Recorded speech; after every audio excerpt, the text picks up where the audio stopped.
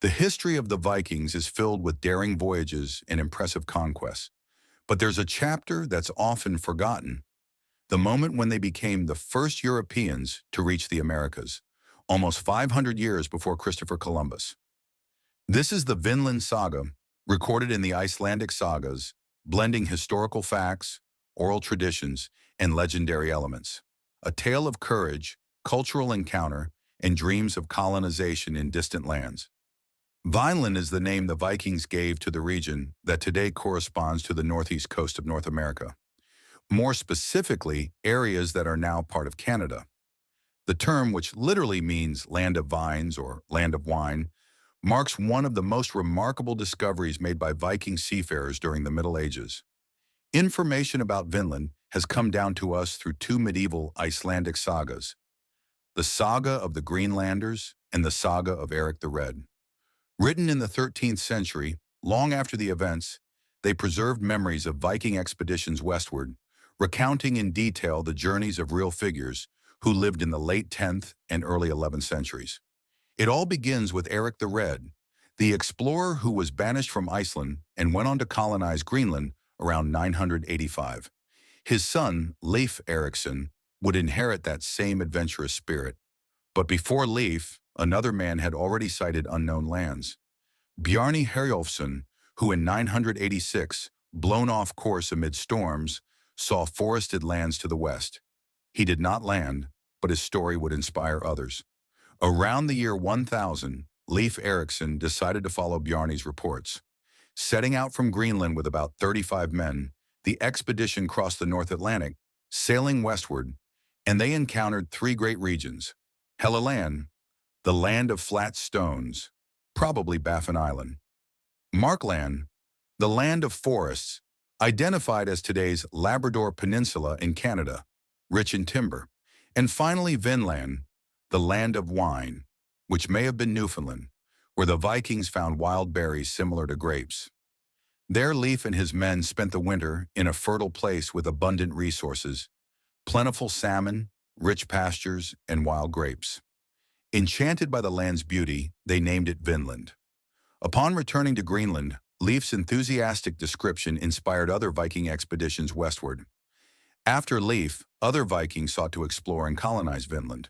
His brother Thorvald Eriksson established camps, but soon met resistance from the local inhabitants, whom the Norse called Skraelings. These indigenous peoples, probably ancestors of the Beothuk, clashed with the intruders. Thorvald was struck by arrows and lost his life, becoming the first European known to die in the Americas.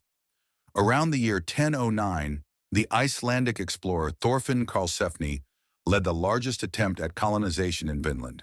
He gathered about 160 people, men, women, and children, establishing a colony known as Stramfjord, probably in the area now known as Lanso Meadows, on the Canadian island of Newfoundland, where archaeologists have confirmed traces of a Viking settlement from that very period. For a time there was trade with the Skraelings, exchanging cloth and weapons for furs, but relations soon deteriorated. Rising hostility and continual attacks made it impossible to maintain the colony. After a few years, Karlsefni and his companions returned to Greenland. Among the most striking figures in the sagas is Freydis, Eric's daughter of Eric the Red. On one expedition, when the Skraelings attacked, many warriors fell back. Freydis, even while pregnant, seized a sword and charged the enemy, who fled in terror. Her deed made her a symbol of courage and defiance. But in other versions of the saga, she is portrayed darkly, ordering rival colonists executed. A complex character, she embodies both the bravery and the brutality of the Viking world. The encounters between Vikings and indigenous peoples were the first known contacts between Europeans and the inhabitants of the Americas. The Skraelings are described as hunters traveling in canoes, armed with bows and arrows.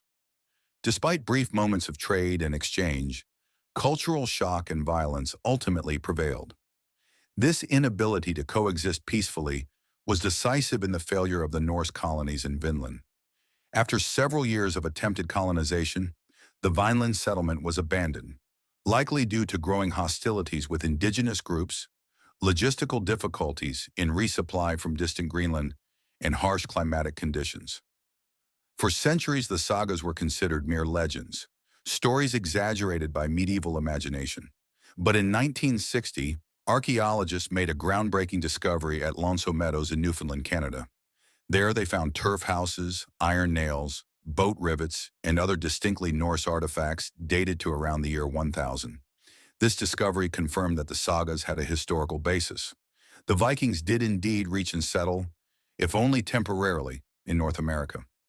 Today, Vinland is remembered as proof that myth and history can walk together, and that the Icelandic sagas preserve true memories of extraordinary deeds. The mystery